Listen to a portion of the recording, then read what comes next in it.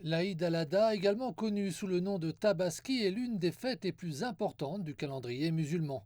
En Côte d'Ivoire, cette fête représente bien plus qu'une célébration religieuse. C'est un événement familial, social et économique majeur.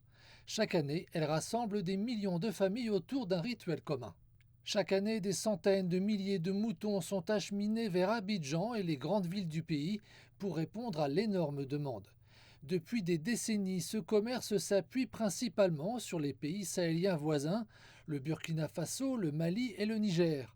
Mais cette année, la circulation sur les principales routes commerciales est perturbée entre l'insécurité régionale et l'arrêt progressif des exportations de bétail. L'approvisionnement se heurte à des obstacles supplémentaires. Je suis arrivé dans ce parc la semaine dernière avec 75 moutons et il m'en reste encore 40, ce qui veut dire que ça ne marche pas bien. Les responsables politiques doivent se mettre d'accord pour ouvrir les frontières afin que les choses puissent fonctionner. Normalement, à la même époque l'année dernière, j'avais déjà vendu une centaine de moutons, mais cette année, ça ne marche pas bien parce que je n'arrive pas à vendre ces 75 moutons. Sur les différents marchés aux bestiaux d'Abidjan, les effets de cette crise sont déjà visibles. Les prix montent en flèche, certains clients sont réticents et mécontents des prix pratiqués pour les animaux, d'autres, en revanche, paient un peu plus cher que d'habitude pour respecter la tradition de la fête de l'Aïd al-Adha. Je suis vraiment découragé, car je suis allé acheter un bœuf, mais je n'ai pas pu. Ce bœuf n'a même pas 4 mois, et pourtant on en demande jusqu'à 1153 $. Il y a même des bœufs pour lesquels on demande 1700 $.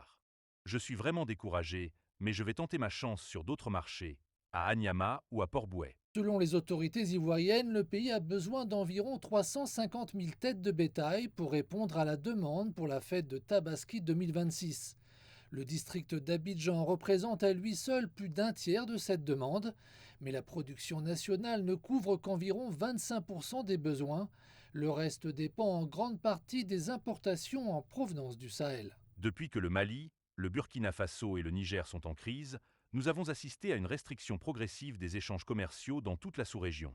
Prenons l'exemple du Bénin et du Niger. Il y a eu le conflit pétrolier. Il existe également des tensions entre la Côte d'Ivoire et le Burkina Faso, ainsi qu'entre la Côte d'Ivoire et le Mali. Ce sont des situations qui ne reflètent pas bien l'Afrique, surtout au regard de l'initiative de la zone de libre-échange continentale africaine de l'Union africaine. Ce sont des questions qui devraient être résolues au préalable, car nous devons promouvoir le marché commun africain.